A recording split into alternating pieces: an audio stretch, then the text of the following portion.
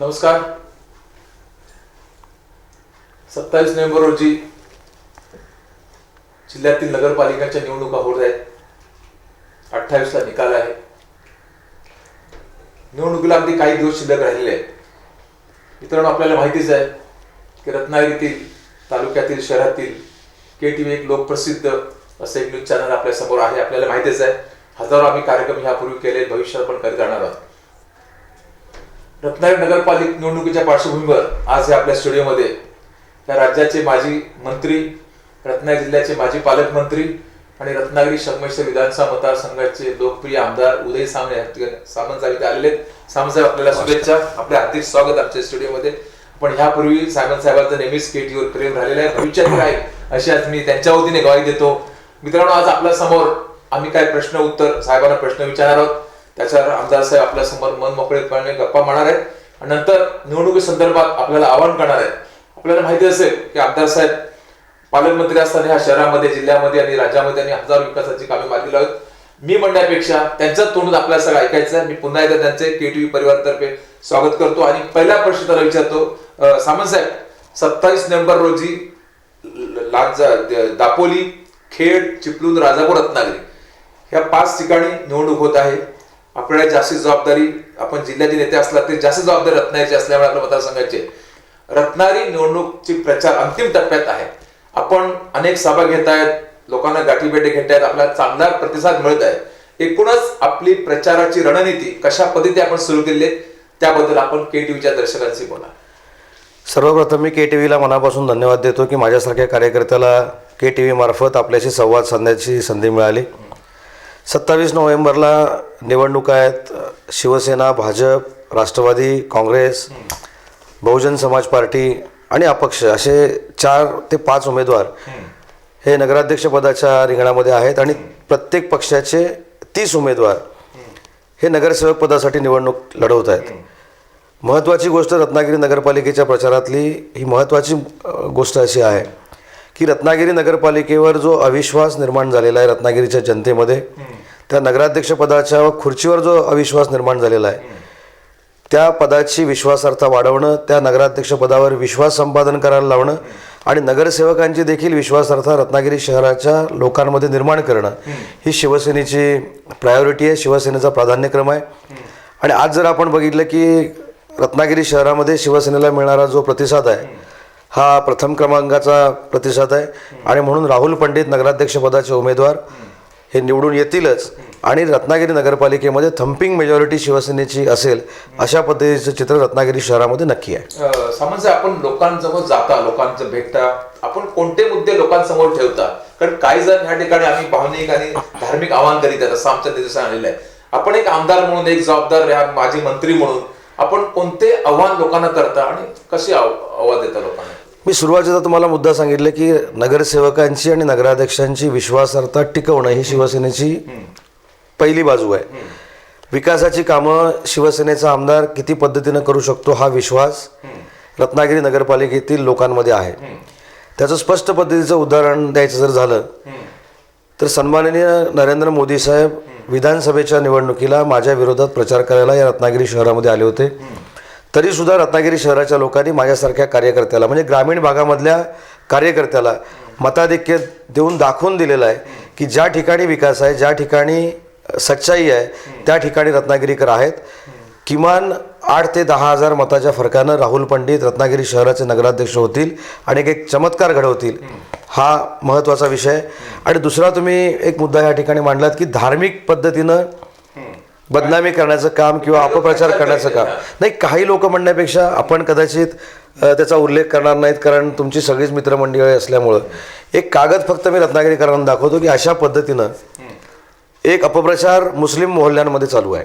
उद्धव ठाकरे साहेबांचा फोटो टाकलेला आहे आणि मशिदीवरचे बोंगे शिवसेना काढणार अशा पद्धतीचं एक कटू प्रचार हा मुस्लिम समाजामध्ये चालू आहे.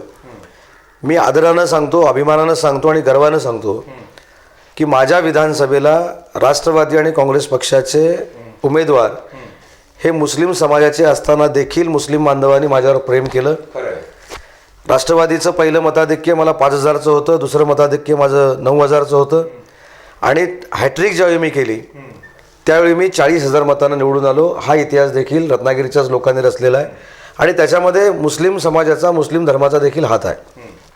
मी एकच आठवण करून देतो प्रत्येक मोहल्ल्यामध्ये की 2004ला ज्यावेळी माझा विजय झाला तो माझ्या आयुष्यातला एक टर्निंग पॉईंट होता राजकारणातला. तर अनेक लोकांनी असं म्हटलेलं होतं की 28 वर्षाचा युवक हा रत्नागिरीचा आमदार होऊ शकत नाही, तो पोरखेळ आहे. आणि ज्या दिवशी मी निवडून आलो त्या दिवशी गणपती उत्सवाचा पहिला दिवस होता आणि रमजानचा देखील पहिला दिवस होता. त्याच्यामुळे मी असं मानतो की परमेश्वर आणि अल्लाने मला एवढ्यासाठीच निवडून दिलं आहे, लोकांनी मला एवढ्यासाठीच निवडून दिलं आहे की माझ्या मतदारसंघातला, माझ्या जिल्ह्यातला, पर्यायानं महाराष्ट्रातला हिंदू धर्म आणि मुस्लिम धर्म हे एका समान विकासाच्या धर्तीवर चालले पाहिजेत, त्यांचा मान सन्मान देखील समान झाला पाहिजे. आणि तशा पद्धतीनं मुस्लिम धर्मामध्ये देखील, मोहल्ल्यांमध्ये देखील काम करण्याचं प्रामाणिक काम हे माझ्यासारख्या कार्यकर्त्यांनी केलेलं आहे. त्याच्यामुळे अशा प्रचाराला मुस्लिम धर्मीय भीक घालणार नाहीत याची पूर्ण मला खात्री आहे. पण त्याच्या उलट मला आपल्यासारख्या सगळ्या ज्येष्ठांना एक प्रश्न विचारायचा आहे की जे आज हे पत्रक वाटतायत त्यांनी मागच्या निवडणुकीमध्ये असं म्हटलं होतं की मुस्लिम समाजाच्या एकाही मताची मला आवश्यकता नाही, मी स्वतः स्वयंभू आहे, मी माझ्या जीवावर निवडून येऊ शकतो, मला मुस्लिम समाजानं मतदान केलं नाही तरी चालेल. हा जो प्रकार आहे हा खऱ्या अर्थानं मतदारांना दुखवणारा प्रकार आहे. दुसरा एक प्रचाराचा मुद्दा असा चाललेला आहे की म्हणजे राष्ट्रवादी आणि काँग्रेस पक्षाकडनं विशेषतः की वर्तमानपत्रातनं बातम्या येत आहेत की काही फायनान्सर लोक मतं विकत घेण्याचा प्रयत्न करत आहेत. रत्नागिरीतील लोकही सुशिक्षित आहेत, सुसंस्कृत आहेत, माणसाला ओळखणारी आहेत. त्याच्यामुळं आपण हा मतदारांचा अपमान करतोय. रत्नागिरीतली मतं ही अशी पैशावर बाजूला होत नाहीत. रत्नागिरीतली जनता ही सुज्ञ आहे आणि म्हणून इथनं 22 किलोमीटरवर माझं गाव असताना देखील, पालीमध्ये मी राहत असताना देखील रत्नागिरी शहरातल्या उमेदवारापेक्षा माझ्यावर प्रेम केलेलं आहे. त्याच्यामुळे असा अपप्रचाराला कोणीही बळी पडणार नाही. विजय हा शिवसेनेचाच असेल. म्हणजे मतदार विकास, सच्चाई ह्याला सहकार्य करतात तुम्हाला असं म्हणायचं आहे काय? हे त्याचं उदाहरण मी आपल्याला सांगतो की महाराष्ट्र राज्याचे जे मुख्यमंत्री आहेत हे माझे अतिशय जवळचे मित्र आहेत. ते 3-4 दिवसापूर्वी रत्नागिरी शहराच्या प्रचारासाठी आले होते, भाजपच्या प्रचारासाठी आले होते. राजकीय परिपक्वता कशी असली पाहिजे तर ती मुख्यमंत्र्यांकडनं शिकली पाहिजे. काही लोक नळपाणी योजनेचं श्रेय घेत आहेत, काही लोक पोलीस कॉलनीचं श्रेय घेत आहेत, काही लोक आम्हीच निवडून येणार अशा पद्धतीच्या वल्गना करत आहेत. आणि रत्नागिरी शहरातल्या लोकांची अपेक्षा होती की हे नक्की सत्य काय आहे. तुम्हाला देखील जाणवलं असेल, तुमच्याकडे ते शूटिंग असेल, मुख्यमंत्र्यांनी नळपाणी योजनेवर एका शब्दाने देखील वक्तव्य केलं नाही. माझ्यावर एका शब्दाने त्यांनी टीका केली नाही. त्यांनी एकच सांगितलं की रत्नागिरी शहरातला कारभार हा भ्रष्टाचार मुक्त झाला पाहिजे. आणि मी असं मानतो की मुख्यमंत्र्यांची ही जी टॅगलाईन आहे, मुख्यमंत्र्यांचं जे हे म्हणणं आहे हे शिवसेनाच पूर्ण करू शकते हे जनतेला देखील विश्वास आहे. आणि त्यांची शेवटची जी 2 वाक्य आहेत ती आमच्या दृष्टीनं महत्त्वाची आहेत. ते असं म्हणाले की तुम्ही निवडून देत असताना नगराध्यक्षाचा उमेदवार जो भ्रष्टाचार करणार नाही अशा व्यक्तीला निवडून द्या. आणि बसलेल्या माझ्या उमेदवारांनी, मोदी साहेबांनी असं सांगितलं आहे की बसलेल्या उमेदवारांपैकी एकानं जरी वाईट काम करण्याचा प्रयत्न केला तर तुम्हाला मी काढून टाकेन, नाहीतर तुम्ही आत्ताच निघून जा. याचा अर्थ त्यांना पारदर्शक प्रशासन रत्नागिरीच्या शहरावर पाहिजे. आणि मला अभिमान वाटतो सांगायला की माझे जे शिवसेनेचे 30 उमेदवार आहेत ह्याच्यामध्ये सच्च्या कार्यकर्त्यापासून आयात न केलेले उमेदवार, शिवसेनेचे उमेदवार आणि सुशिक्षित उमेदवार नगराध्यक्षापासून हे शिवसेनेनं दिलेले आहेत. आणि म्हणून मुख्यमंत्र्यांनी सांगितलेल्या गोष्टीचा विचार रत्नागिरी शहरातली लोक नक्की करतील आणि शिवसेनेचे राहुल पंडित यांना निवडून देतील ही मला खात्री आहे. प्रदेशाध्यक्ष राष्ट्रवादी तटकरे साहेब इथे आले होते, माजी खासदार निलेश राणे आले होते. त्यांच्या सभेसह तटकरे साहेबांनी आपला कुठे टीका न करता पण माजी खासदारांनी एकेरी भाषेमध्ये आपल्या टीका केलेली. आपल्याला काय वाटतं यावर? खरंच आपण त्यांना उत्तर देणार आहात की कसं? नाही, मगाशीच मी आधीच्या प्रश्नामध्ये तुम्हाला असं सांगितलं की पॉलिटिकल मॅच्युरिटी लागते, राजकीय परिपक्वता लागते. ती मुख्यमंत्री महोदयांमध्ये आहे. सुनील तटकरे हे राष्ट्रवादी काँग्रेस पक्षाचे प्रदेशाध्यक्ष आहेत, मंत्री म्हणून त्यांनी काम केलं आहे. मी देखील त्यांच्याबरोबर काम केलं आहे. त्यांच्यामध्ये देखील राष्ट्रीय परिपक्वता आहे. आणि जे राष्ट्रीय परिपक्व झालेले आहेत त्यांनी उदय सामंतवर टीका केली नाही, उदय सामंतच्या कुटुंबावर टीका केली नाही, त्यांनी खासदारांवर टीका केली नाही. पण जे राजकीय अपरिपक्व आहेत त्यांचे हे उद्योग आहेत आणि त्याच्यामुळे त्यांच्याकडे लक्ष द्यावं, एवढं महत्त्व त्यांना द्यावं असं मला वाटत नाही. हे जर उलटं असतं, राणेसाहेब इथे आले असते, राणेसाहेबांनी माझ्यावर टीका केली असती, तर मी खरोखरच ती गांभीर्याने घेतली असती. कारण राणेसाहेब या महाराष्ट्र राज्याचे मुख्यमंत्री होते आणि माझ्यासारख्या कार्यकर्त्याला, म्हणजे त्यांचं आयुष्य राजकारणातलं माझ्यापेक्षा दुप्पट आहे, त्यांनी माझ्यावर टीका करणं मी समजू शकतो. आणि सगळ्यात लोकशाहीतला पाया काय आहे, लोकशाहीतलं महत्त्व काय आहे, की जो माणूस लोकशाहीमध्ये निवडून येतो त्याला बोलण्याचा अधिकार आहे. त्याच्यामुळे आम्ही निवडून आलेले आहोत. एका विधानसभा मतदारसंघातनं मी 3 वेळा निवडून आलो आहे आणि 40,000 मताधिक्याने निवडून आलो आहे. ज्यांनी माझ्यावर टीका केली, मी त्यांचं नाव घ्यायला घाबरतोय, याच्यातला अजिबात भाग नाही. पण नाव कशाला घ्या, एखाद्या गोष्टीवर नाव घेऊन एखाद्याला मोठं करण्यापेक्षा त्यांना जनता ओळखते, त्याचा निर्णय 3 वर्षापूर्वी जनतेनं दिलेला आहे आणि अशा व्यक्तीवर बोलणं हे माझ्या दृष्टीनं योग्य नाही. याचा निर्णय देखील 100% रत्नागिरी शहरातली जनता करेल. त्याच्यावर सांगताना मी एकच सांगेन की रमेश कीरसाहेब आज प्रदेशचे चिटणीस आहेत. मला असं वाटतं की त्यांची राजकीय कारकीर्द ही यांच्या वर्षा एवढी असेल, म्हणजे यांना इतकी जितकं वय त्यांचं आहे तितकं त्यांचं आयुष्य राजकारणातलं असेल. पण त्यांनी आजपर्यंत कोणावर टीका केली नाही. ह्याला राजकीय परिपक्वता म्हणतात. आणि हे राजकीय अपरिपक्व असल्यामुळं एकेरी भाषेत बोलतील, वैयक्तिक बोलतील, त्याच्यावर लक्ष देण्याचं काही गरज आहे असं मला वाटत नाही. साहेब, रत्नागिरी नगरपालिकेच्या निवडणुकीसाठी एकच मुद्दा फार गाजतो, तो म्हणजे 62 कोटीची योजना पाणी नळ आम्ही आणली असं भाजपचा दावा, आजही दावा आहे आणि ते ठाम आहेत की आम्ही खरंच ती भाजपने योजना आणली, सेनेने आणली की शासनाने आणली? आपण सत्तेमध्ये आहात, आपण आमदार विधानसभामध्ये आहेत, नक्की योजना आणली पुढे, हा नक्की पाण्याचा योजनेचा प्रकार तरी काय, जर आपण सिरियसली लोकांकडे चर्चा करायची. मी मगाशीच आपल्याला असं सांगितलं की ही नळ पाणी योजना मुख्यमंत्र्यांनी त्यांच्या नेतृत्वाखाली युती शासनातनं मंजूर केलेली आहे आणि युती शासनातनं ही मंजूर केलेली असल्यामुळं मुख्यमंत्र्यांनी त्याचा उल्लेख देखील आपल्या भाषणामध्ये केला नाही. त्यांनी असं ठामपणे सांगितलं देखील नाही की मी ही नळपाणी योजना मंजूर केली. आणि मी मगासपासून जे म्हणतोय ते की ह्यालाच राजकीय परिपक्वता म्हणतात. त्यांना माहिती आहे की मी एकट्यानं मंजूर केली म्हणून जर सांगितलं तर शिवसेना देखील सत्तेमध्ये आहे, शिवसेनेचे देखील मंत्री आहेत, शिवसेनेचे देखील कॅबिनेट मंत्री आहेत. पण ज्यांनी कधी सभागृह बघितलं नाही, ज्यांनी कधी मंत्रिमंडळ बघितलं नाही, त्यांचा गैरसमज होणं हे ठीक आहे. आणि म्हणून नळपाणी योजना जी केलेली आहे त्याच्यामध्ये नगरपालिकेतल्या 15 शिवसेनेच्या नगरसेवकांचा देखील हात आहे आणि म्हणूनच ही नळपाणी योजना होऊ शकली. पण त्या नळपाणी योजनेमध्ये अनेक अडचणी निर्माण झालेल्या आहेत. ती कंडिशनल अप्रुव्हल त्याला मिळालेलं आहे. त्याच्यामध्ये 2-4 ज्या अटी टाकलेल्या आहेत त्या रत्नागिरीकरांच्या दृष्टीनं घातक होऊ शकतात. त्याच्यामध्ये काय म्हटलेलं आहे की 2017 मार्चपर्यंत पूर्ण शहर हागणदारी मुक्त झालं पाहिजे. घरपट्टी पाणीपट्टी ही 90% जास्त भरलेली असली पाहिजे आणि त्याला त्यांनी पिरियड दिलेला आहे. तर आमचा प्रयत्न असा आहे की मी आणि खासदार विनायक राऊत हे मुख्यमंत्र्यांकडे जाणार आहोत. ह्याच्यामध्ये शिथिलता मिळावी, म्हणजे हागणदारी मुक्त शहर करू नये असं नाही, पण ती जी मार्चपर्यंतची मुदत आहे ती 1 वर्षाची आम्हाला द्यावी, जेणेकरून आम्ही ते हागणदारी मुक्त शहर करू शकतो, शिवसेनेच्या माध्यमातून शहर करू शकतो. आणि जो निधी आम्हाला मग मिळणार नाही, मार्चपर्यंत जर ह्या गोष्टी झाल्या नाहीत तर शेवटचा 15-20 कोटीचा जो टप्पा आहे तो मिळणार नाही. तो मिळवण्याच्या दृष्टीने आमचा प्रयत्न राहतील.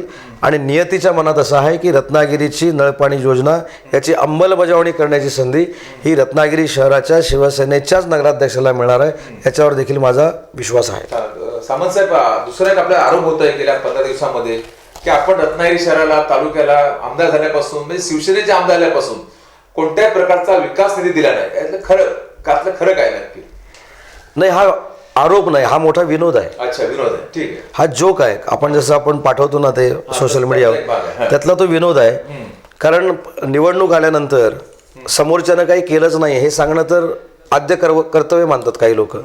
पण हीच लोक ज्यावेळी मी मंत्री होतो, ज्यावेळी मी आमदार शिवसेनेचं झालो, त्यावेळी ठामपणानं तुमच्याच माध्यमातून सांगत होती की रत्नागिरी शहरामध्ये जे कोणी काय केलंय हे उदय सामंतनंच केलेलं आहे, आमदारानंच केलेलं आहे, शिवसेनेनंच केलेलं आहे, शिवसेनेमुळेच हे झालेलं आहे. पण ठीक आहे, राजकीय चित्र बदलत असतात, तर त्या आरोपाकडे काही मी लक्ष देत नाही. पण जे काय आरोप होतात की रत्नागिरी शहरामध्ये पैसे दिलेले नाहीत, पैसे मी जबाबदारीनं सांगतो की मी मंत्री असताना तर शेकडो कोटी रुपये दिलेच. पण या 2 वर्षामध्ये स्विमिंग पूलचा प्रश्न मार्गी लागलेला आहे, LED चा प्रश्न मार्गी लागलेला आहे, तारांगणाचा प्रश्न मार्गी लागलेला आहे, युथ युनिटी तुमच्या सेंटरचा मार्गी लागलेला आहे, दोन्ही जे मोठ्या स्मशानभूमी आहेत त्याचे प्रश्न मार्गी लागलेले आहेत, भागोजी शेठ किरांचं आपण म्युझियम करतोय, टिळक स्मारकची डागडोजी करतोय, विदा सावरकरांचं म्युझियम करतोय. त्यामुळे अनेक गोष्टी आपण करतोय, पण त्याला थोडाफार वेळ जाणार. आता महिला रुग्णालय होत नाही, झालं नाही अशी देखील टीका होते. पण ते डोळे असून आंधळे आहेत. त्यांनी उद्यमनगरला तुमच्या घराच्या शेजारी आलं पाहिजे, तुम्ही याचा खुलासा केला पाहिजे. पण तुम्ही पण का खुलासा करत नाही हे पण मला कळलं नाही. तुमच्यावर काय दबाव आहे हा पण मला माहीत नाही. त्याच्यामुळे तुम्ही हा खुलासा केला पाहिजे की 35 कोटीचं महिला रुग्णालय हे कोकणातलं हे उद्यमनगरला अलिमिया काजींच्या घराच्या बाजूला होतं आहे. आणि माझी सांगण्याची पद्धत ही अशी नसते की अमुक एका घराच्या बाजूला आहे, अमुक एक पोल आहे, त्याच्या बाजूला 4 टाईल्स आहेत, त्याच्यामागे एक कब्रस्तान आहे, त्याच्या इकडे मी काम केलं आहे. हे सगळं रत्नागिरी शहरातल्या लोकांना माहिती आहे. रत्नागिरी शहरातल्या लोकांना शाश्वत विकास पाहिजे आणि तो शाश्वत विकास देण्याची हमी ही शिवसेनेची आहे. समजा आपलं म्हणणं खरं आहे की माझ्या शेजारी महिला रुग्णालयाचं काम जवळजवळ 80% 85% पूर्ण झालेलं आहे आणि त्या मला एक 5-6 महिन्यामध्ये त्याचा आणि दुसरं एक मला फक्त म्हणजे अलिमियाजी माझा इंटरव्ह्यू घेतात, पण अलिमियाना एक प्रश्न विचारायचा आहे मला की कब्रस्तानच्या बाबतीमध्ये सुद्धा प्रचार अपप्रचार केला जात आहे. कब्रस्तानच्या सगळ्या प्रोसिजरमध्ये RK केबलचे संचालक रजाक काजी आणि अलिमिया काजी होते. ज्यावेळी 6 महिन्यापूर्वी आपली चर्चा झाली, सगळ्यांची चर्चा झाली, त्यावेळी कब्रस्तानचं काम उदय सामंतच केलं अशी चर्चा होती. पण ते नक्की कोणी केलं हे जरा आपल्याला माहिती असेल, जरा सांगितलं बरं होईल. याच्यामध्ये सामंत साहेब आघाडीवर होते मला मान्य आहे, पण निवडणूक आल्यानंतर मित्रांनो माझं सगळ्यांना एक आव्हान आहे केडीच्या माध्यमातून की कोणी धार्मिक आव्हान न करता, धार्मिक विषयाला हात न घालता आपल्याला रत्नागिरी शहराचा विकास करायचा, विकासावर बोलायचा, सच्चाईवर बोलायचं, खरं तेच बोलायचं. नको त्या विषयावर लोकांचं मन फिरून लोक रत्नागिरी शहराचे मतदार फार हुशार आहेत. त्यांना आता सगळं समजायला लागलंय की आपले कोण आहेत, आपले पराये कोण आणि आपली कोण फसवणूक करतंय. मी काय नेता नाही, मी पत्रकार असल्यामुळे मी सावंत साहेबांनाच प्रश्न विचारणार आहे. पण साहेबांनी मला प्रश्नाचं उत्तर देतो की मित्रांनो आपण कोणी धार्मिक विषयाला हात न घालता, धार्मिक आव्हान न करता लोकशाही मार्गाने जे खरं आहे त्याच्यावर आपण निवडणूक लढवायची. सामंत साहेब दुसरा आपल्या समोर एक सगळ्यात महत्वाचा मुद्दा आहे की मच्छीमारांचे यांचे फार मोठे विषय आहेत, त्याकडे थोडंसं आपलं दुर्लक्ष झालं असेल. आपल्याला आरोप केला जातो, हा एक आरोप आहे. खरं काय हे मलाही माहिती आहे, पण आज आपण मुलाखत घेतो म्हटल्यानंतर आपल्याला या सगळ्या आरोपांची उत्तरं द्यायची आणि ते सांगा की मच्छीमारांची आज काय अवस्था आहे. आरोप हे काय 20 वर्षाच्या राजकीय कारकिर्दीमध्ये मला नवीन नाहीत. ही कोलेकोई दर इलेक्शनला होत असते आणि त्याच्याकडे मी दुर्लक्ष करतो. पण अलिमियाजी आपल्याला माहिती आहे की मिरकरवाड्यातली 74 कोटी रुपयाची जेटी काही लोक सांगतात मी केली, 6 महिन्यापूर्वी सांगायचे उदय सामंतने केली. कब्रस्तानचं काम 6 महिन्यापूर्वी लोक सांगायचे की उदय सामंतने केलं, आज सांगतात मी केलं. शेवटी हा राजकीय निवडणुकीचा भाग आहे. आता खोटं कुणी बोलावं, खरं कुणी बोलावं आणि त्याला कुणी ओळखावं हा शेवटी जनतेचा भाग आहे. पण मच्छीमारांचा सगळ्यात मोठा प्रश्न कुठचा आहे तर पर्सिसेनवर जी बंदी आलेली आहे आणि मिनी पर्सिसेनवर जी बंदी आलेली आहे, म्हणजे 31 डिसेंबर नंतर त्यांनी मासेमारी करू नये हे जे काय मच्छीमारांवर संकट आलेलं आहे ह्याच्यामध्ये विधानसभेमध्ये आवाज कोणी उठवला, मुख्यमंत्र्यांकडे मच्छीमारांना कोण घेऊन गेलं, खडसे ज्यावेळी मत्स्य खात्याचे मंत्री होते त्यावेळी कोण घेऊन गेलं, हा सगळा लेखाजोखा मच्छीमारांकडे आहे. आणि म्हणूनच मिरकरवाडा असेल, कोकण नगर असेल, राजवडा असेल, इतका मुस्लिम समाजाच्या मच्छीमारांचा मोठा प्रतिसाद आम्हाला मिळतोय. आणि म्हणूनच आता असे उद्योग सुरू झालेत. ज्यावेळी स्वतःच्या पायाखालची वाळू सरकते त्यावेळी धर्माच्या नावावर खोटं नाटक दुसऱ्या पक्षाच्या नावावर छापून हे वाटण्याचे प्रकार सुरू झालेत. आणि ह्याला जनता भुलणार नाही. मच्छीमार देखील शिवसेनेबरोबरच राहणार. पण मच्छीमारांबरोबर नेमका आपल्या शहरामध्ये मुस्लिम तालुक्यामध्ये मोठ्या प्रमाणात आहे. मुस्लिम समाजाच्या अडचणी सामान्य आपल्याला सर्व माहिती आहेत. आपण मुस्लिम समाज नक्की हा निवड कुठे राहील मला काय वाटतं. मी माझ्या विधानसभेचं तुम्हाला उदाहरण दिलं. तुम्ही जर विधानसभेच्या मतदानाची आकडेवारी काढली तर प्रत्येक समाजाचं प्राबल्य त्या त्या पद्धतीनं मतदारसंघामध्ये आहे. तसं मी असं मानतो की रत्नागिरीमध्ये जे मुस्लिम समाजाचं मतदान आहे ते जवळजवळ 30 ते 35 हजारापर्यंत होणारं मतदान आहे. होणारं ॲक्च्युअल मतदान होणारं त्याची संख्या मोठी आहे. पण ज्यावेळी असा एक आरोप माझ्यावर केला गेला की शिवसेनेमध्ये उदय सामंत गेला, मुस्लिम धर्मीयांना त्यानं फसवलं, मुस्लिम समाजाचा त्यानं विश्वासघात केला, पण जे काय 30,000 मतदान झालं त्यातलं अलिमियाजी आपणच सांगा की राष्ट्रवादी काँग्रेस आणि काँग्रेसच्या उमेदवाराला जवळजवळ 13,500 मतं पडली. ती सगळीच काय मुस्लिम धर्मीयांची होती असं म्हणत नाही. तसं जर आपण म्हटलं तर मग राष्ट्रवादीच्या दुसऱ्या कुठच्याच माणसाची ताकद ही शहरामध्ये नाही असं होईल, तालुक्यामध्ये नाही असं होईल. पण त्याच्यातली निम्म्यापेक्षा जास्त नाही, मी म्हणतो 70% मतं ही माझ्यासारख्या कार्यकर्त्याला मिळाली. आज पण शहरातलं चित्र तेच राहील. थोडंफार त्यावेळी शहरामध्ये आम्हाला मागं जावं लागलं. ग्रामीण भागातल्या मोहल्ल्यांनी मला मतदान केलं, पण शहरामध्ये राजवडा असेल, मिरकरवाडा असेल, कोकण नगर असेल याच्यामध्ये आम्ही मागं गेलो. पण यावेळी अनपेक्षित निकाल लागतील. राजवड्यातल्या जागा देखील शिवसेनेच्या निवडून येतील, मिरकरवाड्यातल्या जागा देखील शिवसेनेच्या निवडून येतील.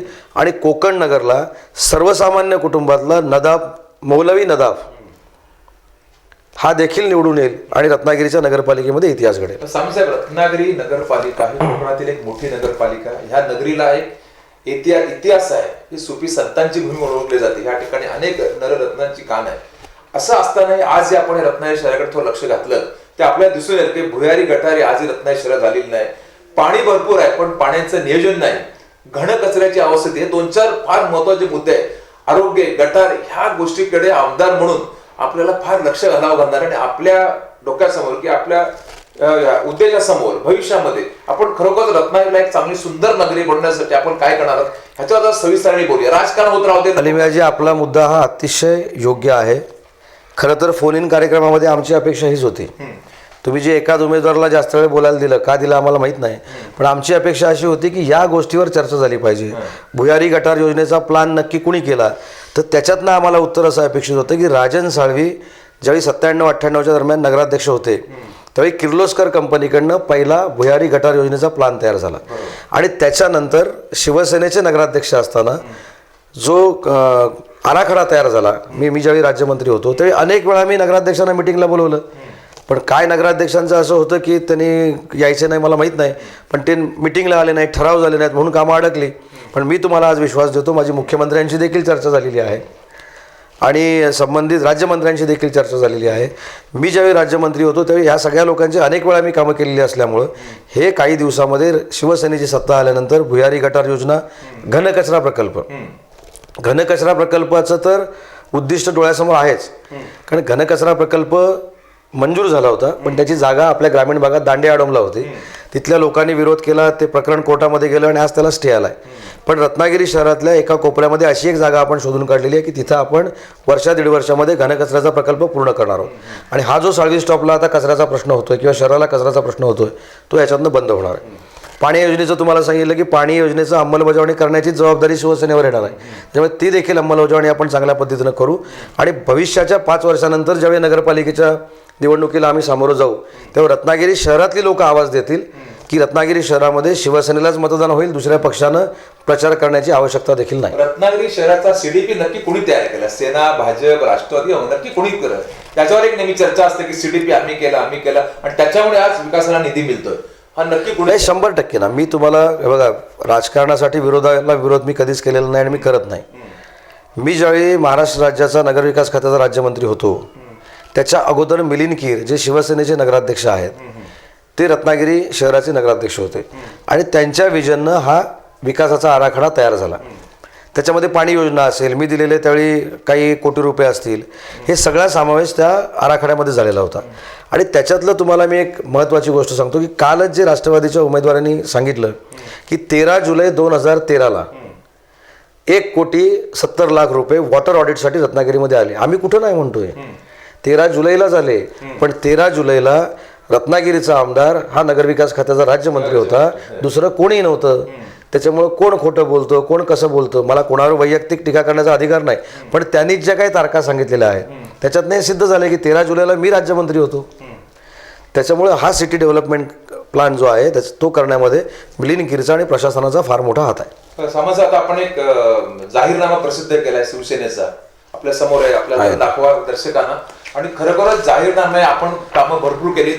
भविष्यामध्ये आपला जाहीरनामा समोर दाखवा जरा, आणि जाहीरनाम्याचं आपली मिशन काय, जाहीरनाम्यामध्ये आपले कोणकोणते मुद्दे आपण आता लोकांसमोर घेऊन जात आहे ह्या निवडणुकीमध्ये? नाही, जाहीरनाम्यातले काही गोष्टी मी तुम्हाला सांगितली. त्याच्यामध्ये अपेक्षित नळपाणी योजनेची अंमलबजावणी, भुयारी गटार योजना, घनकचऱ्याचा प्रकल्प, मुख्य रस्त्यांचं डांबरीकरण, पण ते डांबरीकरण करत असताना वेंगुर्ला पॅटर्ननं करावं असं आमचं मत आहे. म्हणजे जो कचऱ्यातला प्लॅस्टिक आहे त्याच्यावर ट्रीटमेंट करून ते रस्त्याच्या कामासाठी जर वापरता आलं तर तशी आमची भूमिका आहे. मच्छीमारांचा तुम्ही प्रश्न सांगितला तो आम्ही सोडवण्यासाठी प्रयत्न करणार आहोत. दलित वस्ती असेल, अल्पसंख्याकांचे प्रश्न असतील तो सोडवण्याचा प्रयत्न करणार आहोत. आणि सगळ्यात जे रात्रीचं दिसायला अडचणी होतात तो म्हणजे, आणि ती नागरिकांची फार मोठी अडचण आहे, ते म्हणजे भटके कुत्रे आणि भटकी जनावरं. तर मी तुम्हाला शिवसेनेचा नगराध्यक्ष आल्यानंतर मी शब्द देतो की पुढच्या 1 वर्षामध्ये या जनावरांचा बंदोबस्त कशा पद्धतीनं केला जाईल याच्यासाठी पहिली आमची प्रायोरिटी राहणार आहे. मी तारांगणाची घोषणा केली होती, तर ते तारांगण आता आपण एवढं मोठं करतोय तर त्याच्यामध्ये म्युझियम पण करतोय. त्याच्यामध्ये भागोळे शेठ दानशूर भागोळे शेठ कीर असतील, विदा सावरकर असतील, हिंदुहृदय सम्राट बाळासाहेब ठाकरे असतील, यांचं आपण म्युझियम करतोय आणि तारांगण करतोय. ते आपल्या अजेंड्यावर आहे. लोकमान्य टिळकांचं जे स्मारक आहे त्याचं सुशोभीकरण करतोय. छत्रपती शिवाजी स्टेडियमचं नूतनीकरण आपण करतोय. याला पैसे मंजूर झाले तर अच्छा स्टेडियमला. त्याच्यानंतर सगळ्यात महत्त्वाची गोष्ट वायफाय आणि आधुनिकतेकडे जाताना अलिमिया काजी जर शहरामध्ये राहत असतील तर त्यांना रत्नागिरीच्या नगरपालिकेमध्ये जाऊन टॅक्सेशन किंवा टॅक्सच्या पावत्या घ्याव्या लागणार नाहीत. त्यांना ते ॲपवर मिळेल, मोबाईलवर मिळेल. मोबाईलवरनं तुमचा घरपट्टी असेल, पाणीपट्टी असेल किंवा नगरपालिकेचे बाकी सगळे टॅक्स असतील हे मोबाईलवरनं भरले जातील आणि 6व्या सेकंदाला तुम्हाला त्याची पावती पण मिळेल. म्हणजे आज जे काय म्हटलं जातं की प्रशासनाच्या अधिकाऱ्याकडे गेल्यानंतर त्याच्या चेहऱ्यावर तुमचं काम होणं की नाही अवलंबून आहे, तर त्यांचे चेहरे पण बघायला नको, त्यांना हे काम करावंच लागेल. त्याच्यामुळे आधुनिकता देखील रत्नागिरी शहरामध्ये आणण्याचा शिवसेनेचा प्रयत्न राहील. पण सामंत आणखी एक भाजपवाल्यांचं असं म्हणणं आहे की शिवसेनेमुळे युती तुटली, तुम्ही सहकार्य केले, आम्ही 2 पावलं मागे जाऊन युती करायला तयार होतो असं भाजपचं म्हणणं आहे. पण तुमच्या शिवसेनेच्या नेत्यांमुळे युती झाली नाही. राज्यातल्या वरती तयारी होती की युती करायची, पण खाली आपण युतीला प्रतिसाद दिलात नाही, युती झाली नाही. खरं नक्की काय नाही, पण आता त्याच्यावर चर्चा करण्यामध्ये सुद्धा काय अर्थ नाही. युती झाली असेल तर फायदा झाला असता का, की स्वतः लढून फायदा होतोय? मग युती गरजेची होती. एक गोष्ट अशी आहे की आता त्या परिणामाला सामोरच जायचं आहे. अच्छा, त्याच्यामुळे युती झाली असती, युती झाली नसती, याच्यावर चर्चा करण्यामध्ये काय अर्थ आहे असं मला वाटत नाही. त्यांचं मत ते मांडतायत, आमचं जे काय मत आहे ते 28ला निकालानंतर स्पष्ट होईल. अच्छा. सामंत साहेब, सेनेमध्ये मोठ्या प्रमाणात नाराजी असं आहे का रत्नागिरी शहरामध्ये? काय लोकांना तिकीट न दिल्यामुळे नाराज झाले, काय सेनेचे भाजपमध्ये गेले, भाजपचे राष्ट्रवादीमध्ये गेले, हे सगळं चक्कर जे चालू आहे त्याचा काय प्रकार आहे? हे शेवटी राजकारण आहे. अच्छा. आणि भारतातली निवडणूक ही लोकशाहीच्या आधारावर आहे, हुकुमशाहीच्या आधारावर नाही. त्यामुळे ज्यांना इच्छा होती शिवसेनेमधनं तिकीट मिळायची त्यांना नाही मिळालं, ते भाजपमध्ये गेले. भाजपच्या लोकांना काही इच्छा होती ते राष्ट्रवादीमध्ये गेले, राष्ट्रवादीच्या लोकांना इच्छा होती ते आणि तिकडे कुठे गेले. पण 99% शिवसेनेचे उमेदवार हे शिवसेनेमध्येच काम करणारे आहेत, आयात केलेले नाहीत. बाकीच्यांची यादी तुम्ही स्पष्ट केली तर बरं होईल. सामंत साहेब, आपण ही मुलाखत घेताना आता आपण 2-4 दिवस शिल्लक राहील मुलाखतीला, शेवटी आपण रत्नागिरी शहरातील मतदारांना एक माजी मंत्री, ह्या तालुक्याचे लोकप्रिय आमदार म्हणून काय आव्हान करू इच्छिता की लोकांनी तुम्हाला मतदान का करावं आणि आपण त्यासाठी काय लोकांना सांगू इच्छिता? एक आव्हान शेवटचं करा आणि मग आपण ही मुलाखत संपवूया. नाही, मला रत्नागिरीकरांना एकच आव्हान करायचं आहे की शाश्वत गोष्टीवर रत्नागिरीकरांनी विश्वास ठेवावा, खोट्या गोष्टींवर कुठचाही विश्वास ठेवू नये. आणि मला खात्री आहे की मी 3 निवडणुकीला सामोरं जात असताना रत्नागिरीकरांनी माझ्यावर केलेलं प्रेम हे माझ्या डोळ्यासमोर आहे. त्याच्यामुळे कुणी कितीही फसवण्याचा प्रयत्न केला तरी रत्नागिरीकर विचलित होत नाहीत, हा देखील इतिहास आहे. त्यांना जे काय करायचं आहे, त्यांच्या डोक्यात जे काय आहे, भ्रष्टाचारमुक्त रत्नागिरी करायचं आहे, त्याच्यासमोरच ते बटन दाबतील, म्हणजे धनुष्यासमोरच बटन दाबतील ही मला खात्री आहे. आणि तुमच्या माध्यमातून मी रत्नागिरीकरांना विनंती करतो आणि आश्वासन देखील देतो की विनंती हीच आहे की धनुष्यासमोरचं बटन दाबावं, आणि आश्वासन हे देतो की तुमच्या मनात असलेला अविश्वास नगरपालिकेबद्दलची विश्वासार्हता ही आम्ही पुढच्या 2 महिन्यामध्ये संपादन करण्यासाठी आमची कारवाई करू. आणि म्हणून अशा पारदर्शक शिवसेनेच्या सगळ्या उमेदवारांना, सगळ्या स्तरातील उमेदवारांना, सगळ्या जाती धर्मातील उमेदवारांना आपण मतदान करावं आणि खऱ्या विकासगंगेमध्ये आपले हात धुवून घ्यावेत, एवढीच मी विनंती करतो. आणि आपला सगळ्यांचा आशीर्वाद माझ्या सगळ्या उमेदवारांवर राहावा ही देखील विनंती करतो. साहेब, नगराध्यक्षसाठी 6 उमेदवार रिंगणात आहे. सेनेची लढत भाजप बरोबर, राष्ट्रवादी का आपण कुणा बरोबर नक्की? आमची सेनेची लढत तसं बघायला गेलं तर आम्ही 1 नंबर लावतो.